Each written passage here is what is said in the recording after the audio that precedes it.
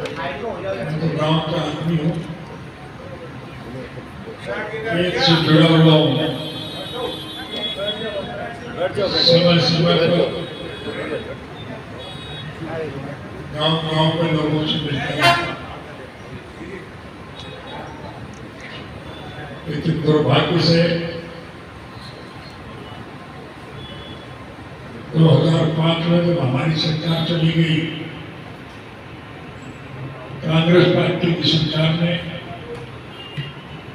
एक साजिश और षड्यंत्र करके मुझे 10 साल के लिए जेल भिजवा दिया था। दोष मेरा ये था कि हमारी सरकार के वक्त में 3206 पढ़े लिखे युवकों को हमने नौकरियां दी थी।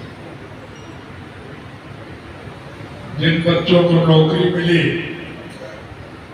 उनकी तो तरक्की हो गई, और नौकरी दिलाने वाली सरकार के मुखिया को 10 साल की सजा, और फिर बड़ा दुष्प्रचार फैलाए। आप फोटो बाद में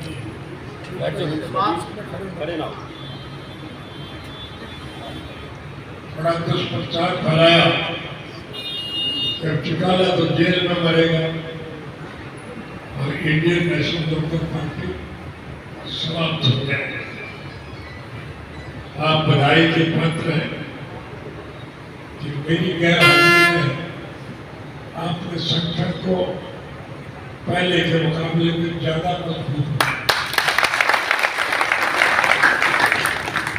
ये बात आप और हम नहीं कर रहे, विरोध पक्ष की राजनीतिक पार्टियों के अग्रणी नेता भी इस बात को मानते हैं कि संगठनात्मक दृष्टि से समूचे देश के अंदर इंडियन नेशनल लोकदल पार्टी का कोई मुकाबला नहीं। आज फिर समूचे देश के लोगों की निगाह आप पर टिकी हुई। हमारा ये देश कृषि प्रधान देश, इस देश की अर्थव्यवस्था केवल खेती पर टिकी। अगर किसान खुशहाल है तो देश मालामाल, और अगर किसान कंगाल है तो देश का बुरा हाल। प्रत्यक्ष में प्रमाण की जरूरत नहीं, हम सब भोगत भोगी। आज इस देश का हर नागरिक, चाहे हिंदू है, सिख है, मुसलमान है, ईसाई है, चाहे चमार है, धानक है, वाल्मीकि है, लेकर है, कटीक है, चाहे नाई, तेली, धोबी, मोची, कुम्हार, लोहार, सुनार,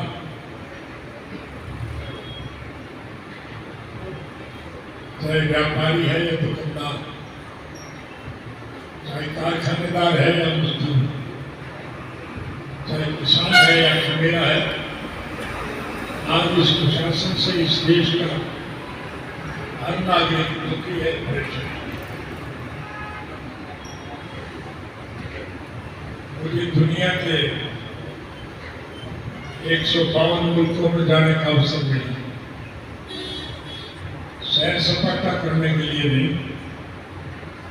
मैं हर मुल्क के राजनीतिक, आर्थिक और सामाजिक हालात की जानकारी हासिल करने के लिए गया था। साथियों, विश्व के उन देशों में जाकर के मुझे एक बात को देख करके बहुत प्रसन्नता हुई।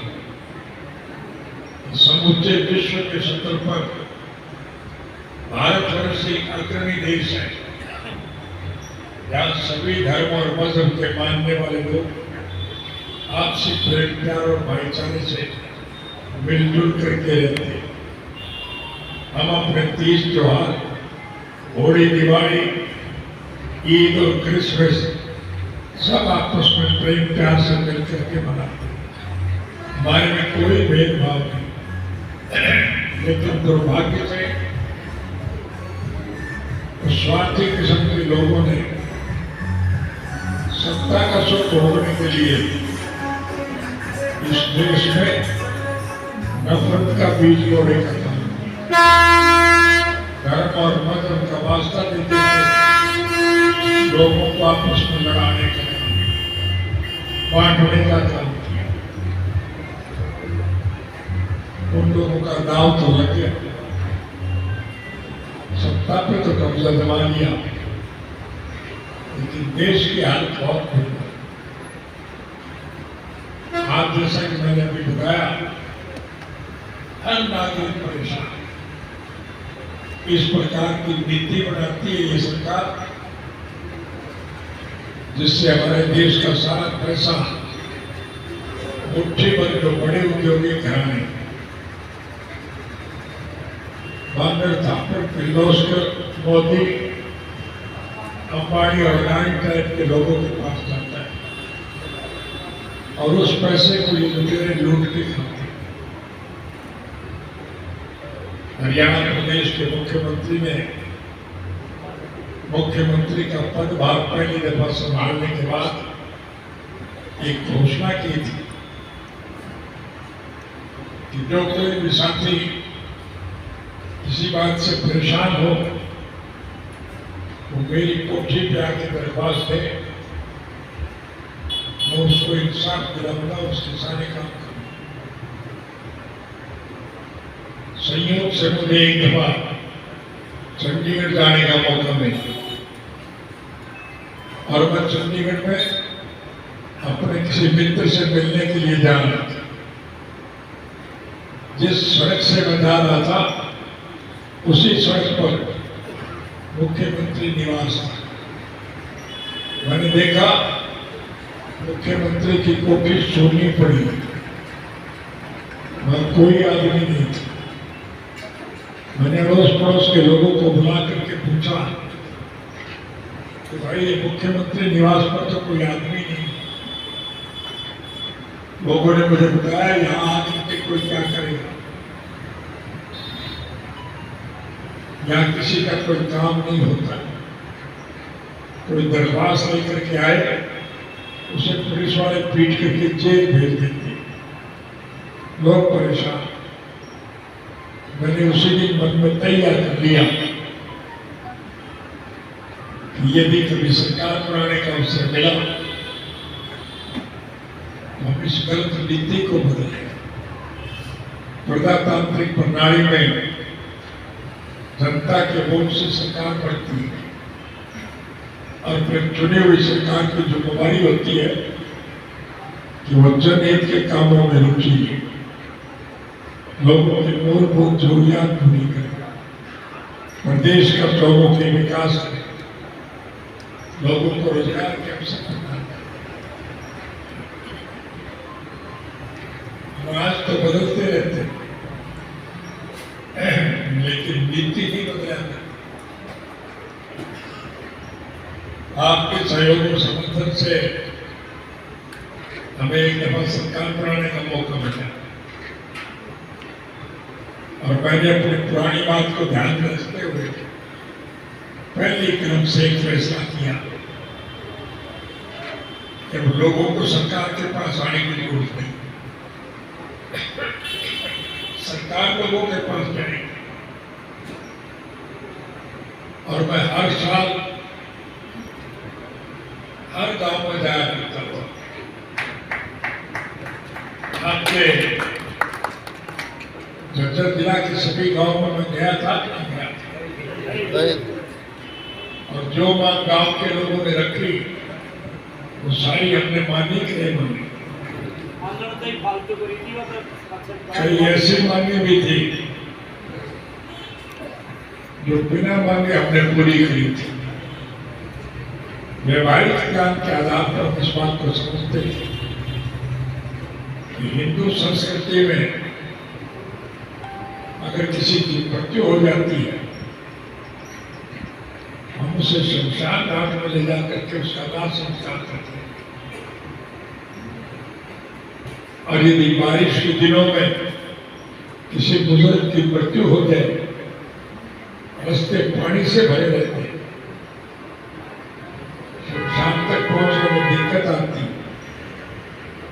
में दाह संस्कार कर नहीं सकते। इसलिए उस कठिनाई को देखते हुए हमने हर शमशान के रास्ते पक्के बनाने का निर्णय। हमारे देश में पाकिस्तान बनने के बाद भी 37% मुस्लिम साथी और मुसलमान में अगर किसी की मृत्यु हो जाए वो उसे कब्रिस्तान में ले जा करके दफनाते। किसी बूढ़े बुजुर्ग की मृत्यु हो जाए लोग उसे लेकर के शमशान में जाते हैं और शमशान में मिट्टी खोद करके उसको दफना देते। वो तो उसको दफना के चले जाते, लेकिन पीछे से आवारा कुत्ते उस मिट्टी को खोद के उस स्थान की 4 दीवारी पक्की करने का फैसला किया। हमारी एक सोच है, हम चाहते हैं लोगों को ज्यादा से ज्यादा सुविधा। स्वर्गीय चौधरी देवीलाल जी जन्म से लेकर के आखिरी सांस तक इस बात के लिए संघर्ष करते रहे कि आम नागरिक की मूलभूत जरूरियात रोजी रोटी, कपड़ा, मकान, शिक्षा और स्वास्थ्य का प्रबंध सरकार करे, और जो सरकार ये सब ना करे उस सरकार को जनतांत्रिक तरीके से बदल दिया जाए। चौधरी देवीलाल जी आज हमारे बीच में नहीं, लेकिन ये इंडियन नेशनल लोकदल रूपी पौधा उनकी देन है, उनका लगाया हुआ। हम सब लोगों ने मिलकर के उस पौधे को अपने खून से सींचा, लेकिन दुर्भाग्य हमारा ये रहा कि जब वो पौधा फल देने लगा तो लुटेरे वर्ग के लोगों ने उसके फल तोड़ करके खाए। आज परिस्थितियां फिर भी कट। अभी जो समस्या पूर्व एक साथी ने बताया, जेल से रिहा होने के बाद मैं सर्वप्रथम उन बहादुर नौजवानों को आभार व्यक्त करने के लिए गया जो गर्मी, सर्दी और बारिश की परवाह किए बिना भूखे प्यासे दिल्ली की सड़कों पर इसलिए मेला जमाए बैठे हैं कि केंद्र की सरकार ने किसान विरोधी जो 3 काले कानून बनाए उन कानूनों को वापस लिया जाए। प्रधानमंत्री बजट थे कि बड़े हुए कानून कभी वापस नहीं होते, लेकिन हम मुबारकबाद देंगे उन बहादुर लोगों को जिन्होंने ये तैयार किया, ये निश्चय किया कि हम मर जाएंगे, लेकिन जब तक ये 3 काले कानून वापस नहीं होंगे हम इस धरने से नहीं हटेंगे। आखिर झटकार करके प्रधानमंत्री को उनकी बात मानते हुए 3 काले कानून वापस लेने। आज हरियाणा प्रदेश की सरकार ने कई बड़े गलत काम किए। परिस्थितियां बदलेगी। मैं कोई भाषण देने नहीं आया, आपको निमंत्रण देने आया। 25 सितंबर स्वर्गीय चौधरी देवीलाल जी का पवित्र जन्म दिवस है। हम उनके हर जन्म दिवस पर सभाएं करते हैं। अब के हमने फतेहाबाद में एक रैली करने का निर्णय लिया। मैं आप सबसे निवेदन करूंगा कि आप ज्यादा से ज्यादा संख्या में उस रैली में पहुंचे। जो सब बैठ गए, गुमराह हो गए, वर्गला लिए गए या जो स्वार्थ की वजह से ले गए, आज मैं बहुत दुखी और परेशान। वो पछता रहे हैं, वो आपके साथ दोबारा जुड़ना चाहते हैं। हमारा किसी से कोई द्वेष नहीं, हमारा किसी से कोई विरोध नहीं है, हमारा कोई व्यक्तिगत स्वार्थ नहीं, हमारा कोई राजनीतिक स्वार्थ नहीं। हम तो स्वर्गीय चौधरी देवीलाल जी के स्वप्न साकार करना, इसलिए उनको पुरस्कार लो। दूसरे विरोधी दल के लोग भी आपके साथ जुड़ना चाहते हैं, उनको भी जोड़ने का प्रयास करें। आज सभी धर्म और मजहब के मानने वाले लोग फिर इकट्ठे हुए। मैं जब धरने पर गया तो मैंने गौर से देखा कि उस धरने में हर धर्म और मजहब के लोग बैठे थे। मुझे बहुत प्रसन्नता हुई कि अब नए सिरे से फिर लोग जुड़ेंगे और देश का ये दूषित वातावरण फिर ठीक हो जाए। चुनाव जब होंगे तो निश्चित रूप से परिस्थितियां बन गई। आप जब फतेहाबाद जाओगे देखोगे कि आपके सामने मंच के ऊपर देश की विभिन्न राजनीतिक पार्टियों के अग्रणी नेता आपको बैठे दिखाई देंगे।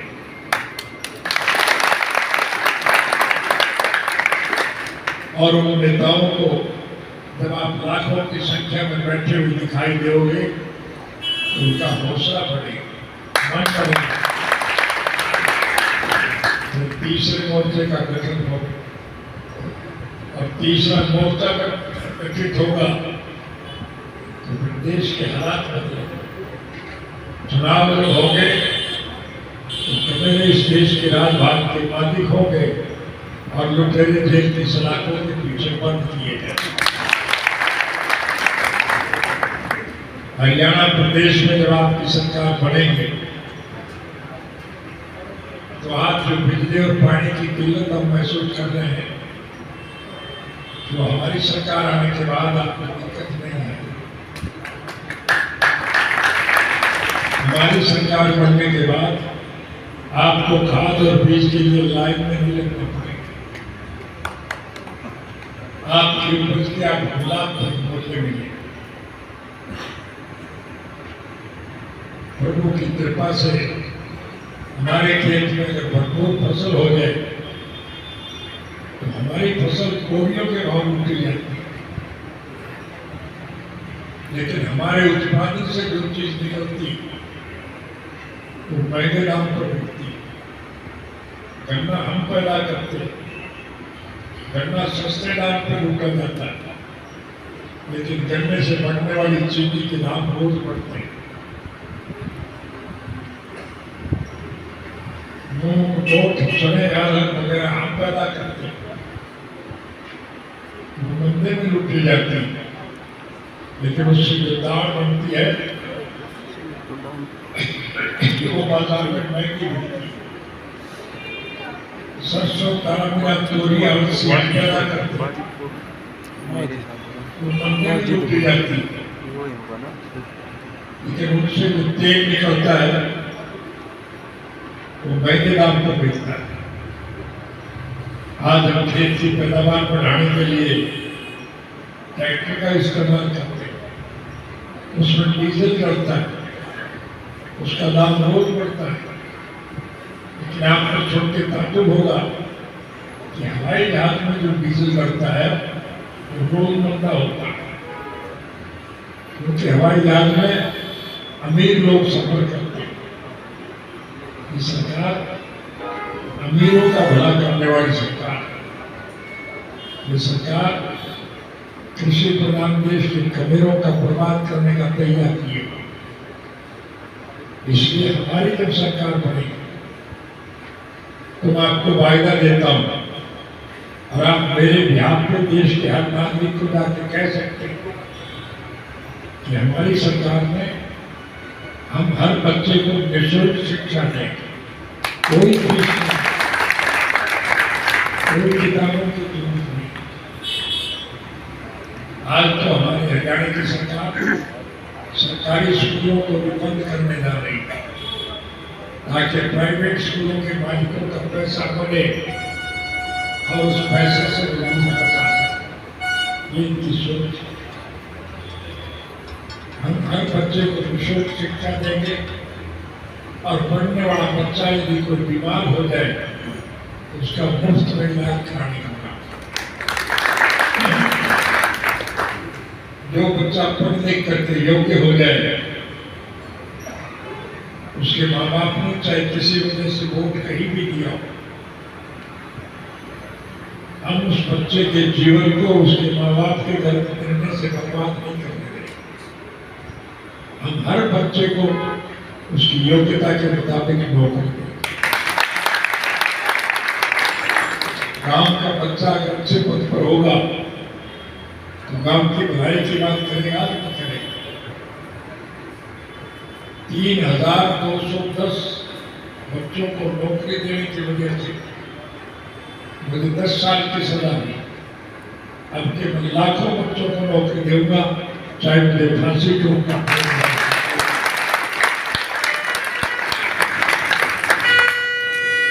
चौधरी देवीलाल जी ने जो वृद्धावस्था पेंशन को करती थी, ये नालायक सरकार बूढ़ों की पेंशन काट रही। सरकार जब हमारी बढ़ेगी तो जिन बुजुर्गों की पेंशन काटी गई, मैं उनको समेत ब्याज के वो सारा पैसा उनके घर पे पेंशन के दाम और बढ़ाए, महिलाओं की अलग से पेंशन करें। आपकी जमीन जो सरकार जबरदस्ती अधिग्रहण कर दी, चाहे वो पंचायत की जमीन है, चाहे वो मुश्तरका मालिकान की है, चाहे कस्टोडियन की है, ये सरकार उसे लूटना चाहती है। हमारी सरकार बनने के बाद हम आपकी जमीन की तरफ किसी को आंख उठा कर देंगे।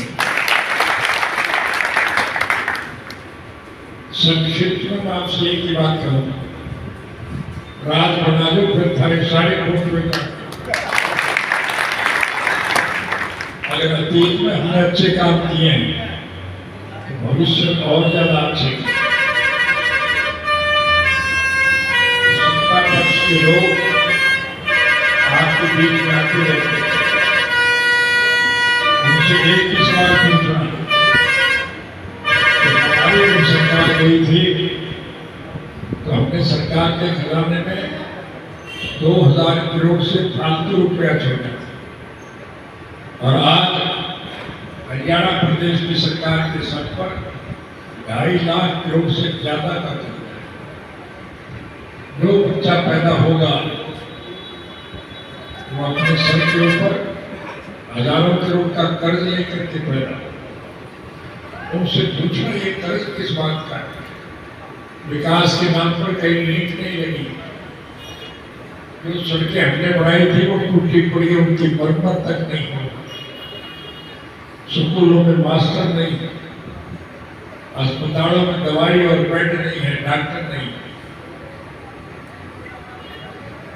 बिजली की कमी की वजह से पीने का पानी भी हमें उपलब्ध नहीं है। आज हर मुश्किलात का हम सामना कर रहे हैं, सरकार ने कुछ सामना कर रही है। इन्होंने तो एक ही काम किया है कि जनता के पैसे को लूट कर जाए, इसलिए लुटेरों को सबक सिखाने का काम करो ताकि देश के हालात सुधरे और मेहनत लोगों के हाथ में सरकार आए। जैसा कि मैंने भी बताया, हर धर्म और मजहब के मानने वाले लोग आज फिर नए से जुड़ रहे हैं। निश्चित रूप से परिस्थितियां बदलेगी कि मेरे इस देश के राजभाग के मालिक को। इसलिए आपसे निवेदन करूंगा कि 25 सितंबर को ज्यादा से ज्यादा संख्या सारे के सारे महिला पुरुष जवान सब जो है आप पहुंचो। आपको देख करके उन नेताओं को हौसला मिलेगा, अब देश में राजनीतिक बदलाव आएगा। यही कुछ कहने बात के बीच में आया था। जो साथी आज शामिल हुए हैं मैं उनका आभार व्यक्त करता हूँ और उनसे निवेदन करूंगा कि और दूसरे साथियों को भी बनाए। हमारे यहाँ तो एक कहावत है, छोड़ पड़े पत्थर भारी भया करता है। जो हमसे बिछोड़ करके गए आज मैं बहुत परेशान और दुखी, उनके आंसू पूछ लो। हमारा किसी से कोई द्वेष नहीं है, हम सबको साथ लेने के पक्ष हैं। यही मैं आपके बीच में आया था। आपने मुझे जो